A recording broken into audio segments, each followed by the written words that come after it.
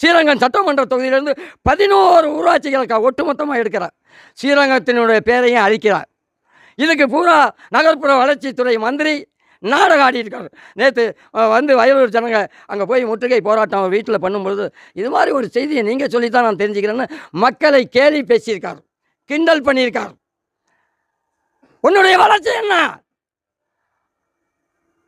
நீங்கள் எல்லாம் வளர்ச்சி அடைய நாட்டினுடைய திட்டத்தொகையை கொள்ளை அடிக்கிறதுக்கு எங்களை போட்டு இது பண்ணீங்களா?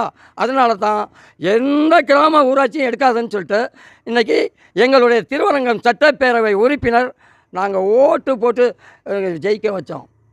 பழனியாண்டி சோமரசம்பேட்டை இல்லத்தில் இன்றைக்கி தண்ணீர் இருந்தால் உண்ணாநிலை போராட்டத்தை துவக்கிறதுக்கு நாம் காவல்துறை மூலியமாக அரசுக்கு கவனத்துக்கு கொண்டு போனோம்.